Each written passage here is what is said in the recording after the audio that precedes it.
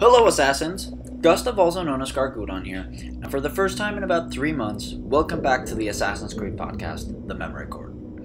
Just like before I went away to, amongst other things, focus on math tests, this podcast is hosted by me, and for each episode I have a guest with me who will be discussing a topic regarding Assassin's Creed with me. Today, for episode 7, we are going to be discussing AC Origins and the future of the series. So for today's guest, we have got my lad, David Woodward, who from what he told me is very happy to be featured on the show here today. Say hi. Hi Darren, you okay? Absolutely. Now, to those who might not know about you, Dave, just tell the audience a short bit about yourself and what kind of things you do here in the Assassin's Creed community. I'm just basically a huge Assassin's Creed fan. I'm a collector, collect all the statues, covered in tattoos. That's about it. I'm not your basic YouTuber. Yeah, I saw some of your Twitter pictures there. I think tattoos are pretty cool as well, and I must say that is dedication, to be honest. That's awesome. I think they're pretty cool. So as you can hear, David's a dedicated fan, and it is a pleasure for me to have enthusiasts like you here on the show. Now, should you be interested in keeping up with David, links to his social media pages will be in the description below. But now it is time to kick off today's topic discussion about Assassin's Creed Origins. So, recently during E3 2017, Assassin's Creed Origins was finally, after almost a year of speculation and rumors, officially announced during Xbox's press conference on June 11th. And as most of you probably know, the game is set to release Friday, October 27th this year, which many of us, including myself, is very hyped for.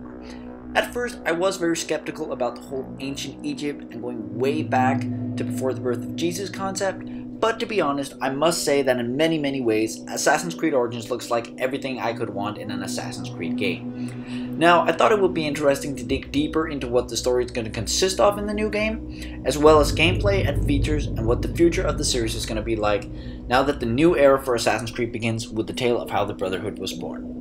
So, just before we make this discussion a go, do you have anything to say or ask? No, let's get going. Alrighty then. So, with introductions and such out of the way, let's get straight to the questions I have prepared. So, the first question I have for you is, what are you at the moment most excited for about Assassin's Creed Origins and why? Going back to the furthest we've ever been, aren't we? So, Egypt. That's the thing I think, most people are very excited about, is how they are with this game, really opening up a new door for opportunities in the Assassin's Creed franchise. Because, as I also said, I was at first very skeptical about the whole going way back in history concept, but in the end, I think it works, and I think one of the things you could say mostly feared maybe over-exaggerating a bit, but let's just say feared, was the fact that, there will be a lot of options we've had in the other games that you wouldn't have in this game, like your technology and like opportunities with the shops and stuff. But from the gameplay I've seen, it's no different. It's just the looks of this, like, let's say the tailors that are a little different, but other than that, it looks completely identical to the other games we've had. So yeah, I'm really excited about the whole going back in history, and I'm also just excited about the new map. I must say, what about you? Oh, that map is ridiculous. Yeah, we haven't even seen it really completely, but just take one look at it, it's huge, and it's going to be amazing. I can't wait. Absolutely. But I always thought with the other games, we were like slowly getting closer and closer and closer to kind of like present day time, but now we've got obviously, and that's we're in Victoria, London, and now we're all the way back. Yeah, and that's the thing I definitely think, is that also this new era here, it opens up doors to explore unexplored times in history that exist in, like, the history we already know, from like Altair all the way up to Jacob and Evie. And I think that's definitely interesting, because then we can, let's say jump to 1350, just random number, without it making no sense at all. Because I think, going 500 years back in time just out of the blue is a little strange. Yeah. So yeah, I think this is definitely it's definitely an interesting opportunity. So so yeah, and as you said, the map. Yeah, I've seen different. I saw some different tweets. You know, people on forums that have been, out of all the pictures we've seen so far, trying to set the map together, and you know, it looks huge. Like, it really, really looks huge. Yeah, 3 times as big as Black Flag's, but obviously Black Flag was pretty much mostly water. Absolutely. This is all, and so it'll be interesting to see actually how big it is when we actually play the game. And in the water in Black Flag, you know, there wasn't really anything special to explore. Like, you couldn't go underwater, only at like the wreckage sites. Yeah, what sites wasn't it? Yeah, just compared to like other games, Grand Theft Auto 5, you know, that map is huge as well. But most of that map is just, you know, a detailed underwater world.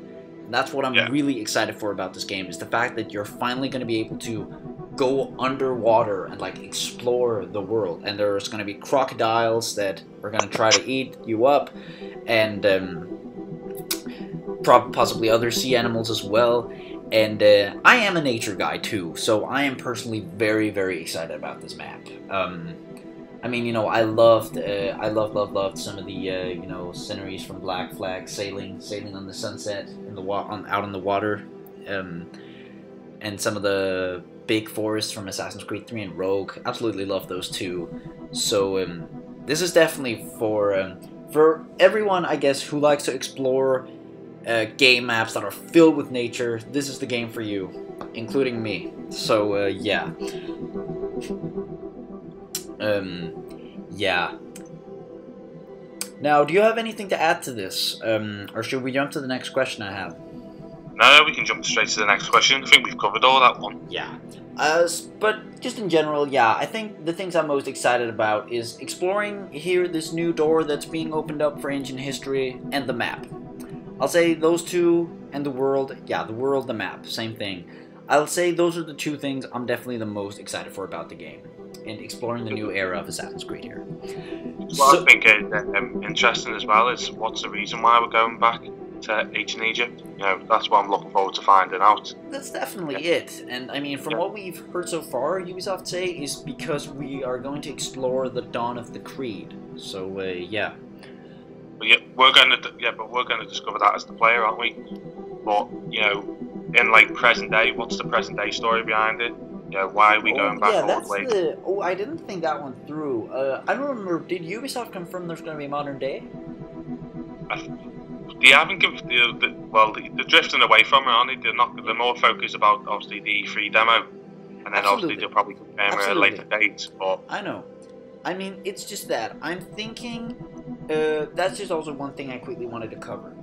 The thing that it's Ubisoft Montreal making this game again, I am like almost in tears because I'm so relieved. Not saying that Assassin's Creed Syndicate sucked. I didn't play Unity, so I'm not going to talk about that. I haven't played that yet.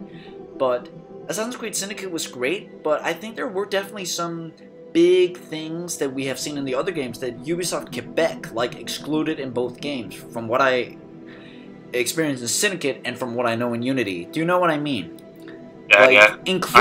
I enjoyed Syndicate. I definitely enjoyed it too. I thought it was awesome, and there were definitely some awesome features and an amazing map and awesome like outfits and customization features and awesome missions. I really love the stealth system out of everything. That's probably the best thing.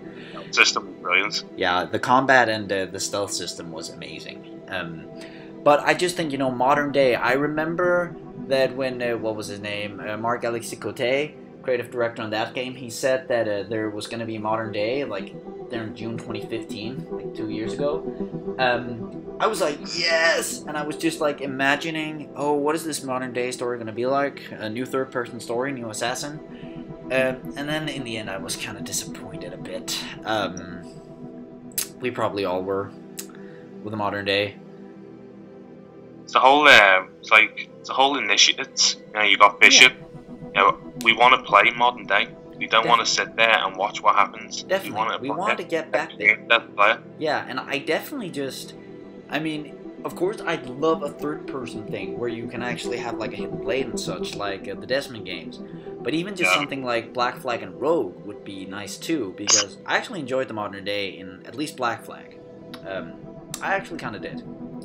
With Sean and Rebecca and exploring the Abstergo offices, and yeah, I enjoyed that modern day. I mean, it wasn't that deep, but I thought it was fun. Like, if you just wanted a break from sailing and stuff, you just, like, quickly went out of the Animus to hack a few computers there and there. So, yeah. Now, I think this question is getting out of hand, so let's get to question 2. Which is, what would you like to see the story consist of now that the game is focusing on the so-called Dawn of the Creed? That's a good question. Like, yeah, we know there was ancestors before Bayek, but I'd love to know what makes them, come up with the Brotherhood, why they're wearing hoods, why they get feathers and they rub it over the wound when they've killed someone. I just can't wait to find out all the reasons why. Absolutely. I did a video in collaboration with Assassin's Creed Universe, the French channel, and there we focused on a bit on that. From what we know, there are some rumors saying that the story is going to be set focusing a bit on how Bayek is the last of the Medjay, which is kind of this like guardian of the village thingy, and how there's some illegal activities, let's just say it like that. Those are starting to take place in the village here, and then it's up to Bayek to, stop those illegal actions, and then, he finds out that this is a big plot, and there are some big guys behind it, and that way, he forms the Brotherhood and such. And I must say, that concept, I think that's promising. That sounds good. But as you also said, I am very, I'm excited. I definitely like to see in the story, how the insignia were made up, the eagle skull insignia, and why they wear hoods, why the hidden blade, and all that stuff. And the creed, the guideline, nothing is true, everything is permitted. That is definitely, what I hope to see a lot of in the story. You think we'll start with the Templars in this game, and maybe that's the reason why Bayek forms the Brotherhood? Absolutely. Absolutely. I'd like to, I guess, maybe see a story that in ways are similar to maybe, let's say, Assassin's Creed, like the Ezio trilogy a bit. That maybe Assassin's Creed 2, that, there's this larger Templar conspiracy, and there are, like, multiple targets, now that they are, I know there's still, like, a gap of, like, 1,500 years between these two games, but still, there's still a kind of more or less same time period as compared to, like, Syndicate, technology-wise. Let's say it like that. Yeah. And that way, I definitely like to see a story, Bayek, really getting to the bottom of how, he learns of the Templars, and getting to know how dirty they really are, and they'll do anything to achieve their goals, and they're merciless. And, kind of like the Templar conspiracy, we were getting to the bottom of in Assassin's Creed 2.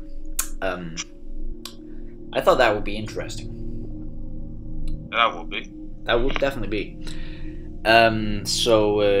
Yeah, I'd say all in all, I like to see a story focusing on why the Brotherhood is as it is, and why it is like we know it, insignia, hood, outfits, blades, motto, all that stuff, and a story of really going deep into dirty Templar business.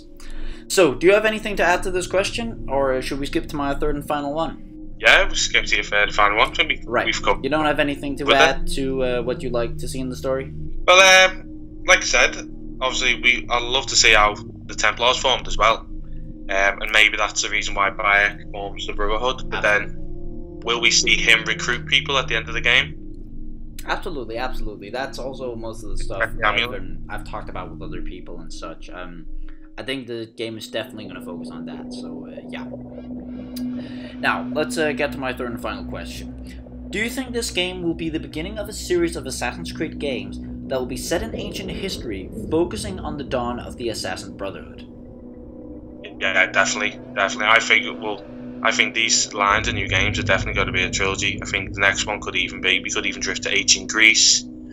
Hell, we could even go back to Rome, you know.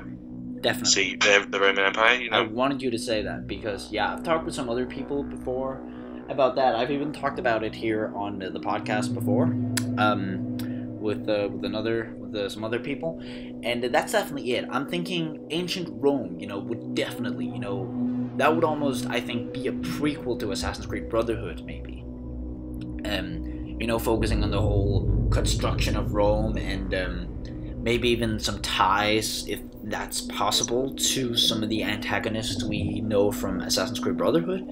That could definitely be interesting. And I don't know that much about ancient Greece, but I know, you know, there were a whole lot of buildings and democracy and you know, strong politicians and all that. So that could definitely be a strong story as well. In my opinion, ancient Greece and ancient Rome, for that matter. So yeah, that could be awesome. Will be, and you know, Julius Caesar could be the Templar leader. He could. I mean, from what I remember, I think I read in a game something about you know, real history, but with a touch of fiction on it. That there was like an assassin attempt on Julius Caesar once.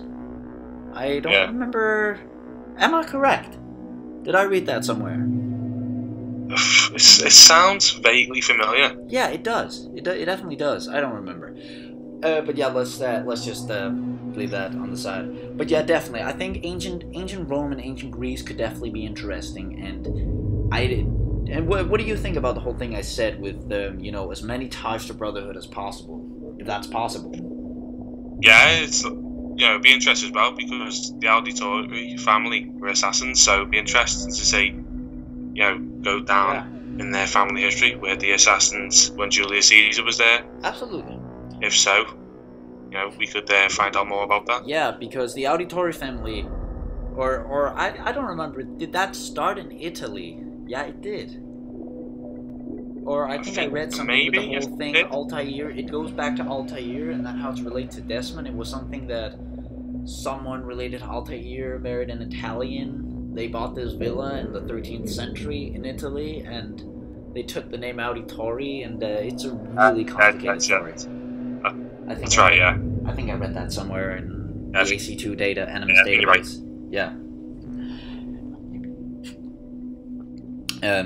So yeah.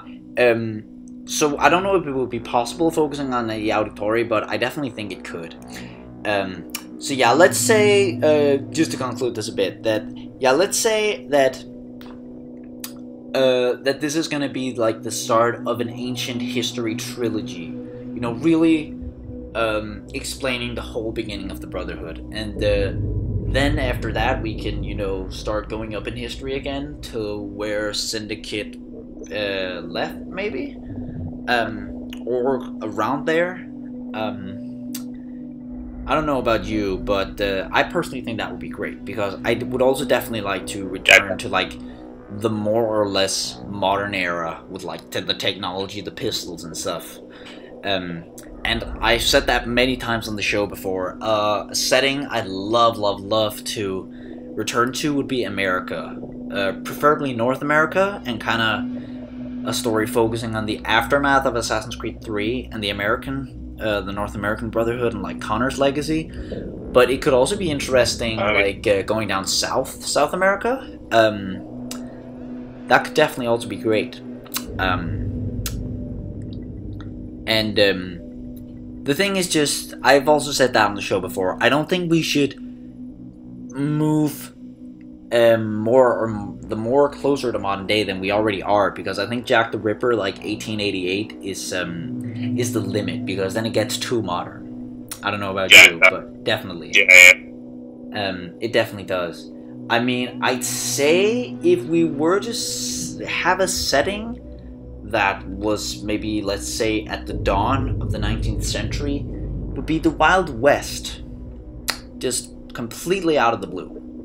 But at the same time, I think that would be too much copying Red Dead Redemption, Rockstar Games game too much. And I think they would definitely have a hard time doing that without, I mean, it wouldn't be fun. So, yeah.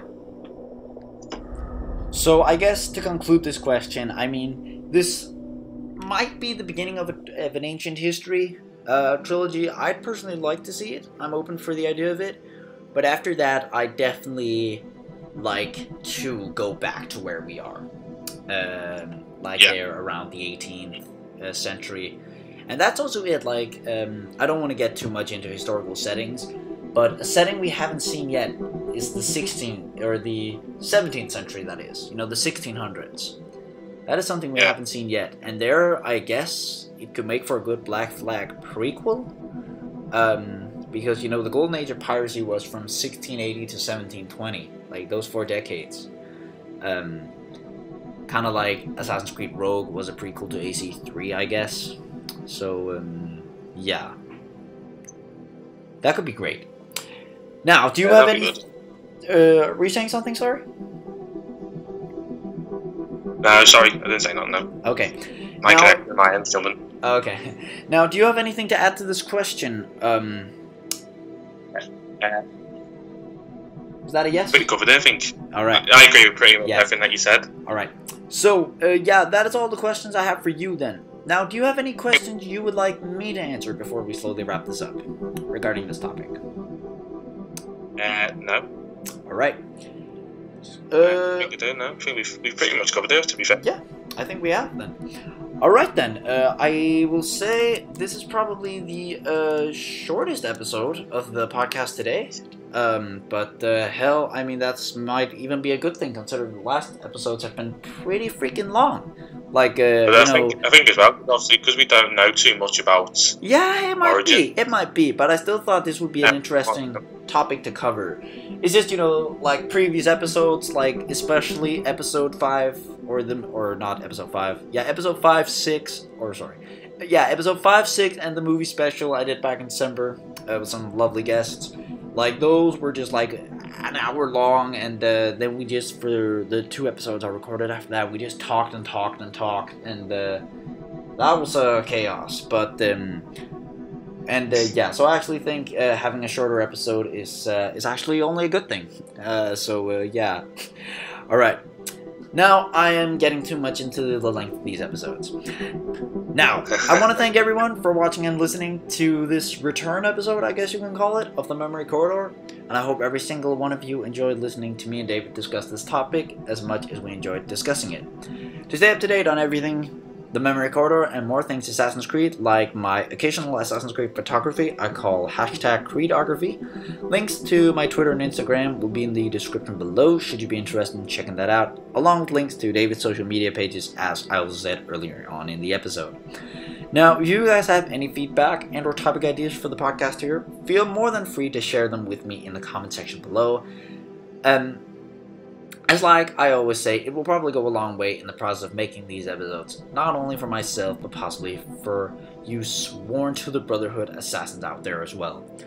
Now, once again, thanks times infinity for watching and listening, everyone. I hope to see all of you again for future episodes, and until those come out, stay safe, everyone, and keep this legendary community what it is. And finally, I also grant Mr. David Woodward the rank of Master Assassin for guest starring here in the episode. I hope you enjoyed discussing this with me, and I also hope to see you reappear on the show some other time. It was a blast, and thanks once again. And thank you for having me on. Absolutely, no problem. I'm always looking for new guests for the show, so yeah. Now, that sums it up for episode 7 of the Memory Corridor. Stay safe and active, everyone. See you later, Assassins. Peace.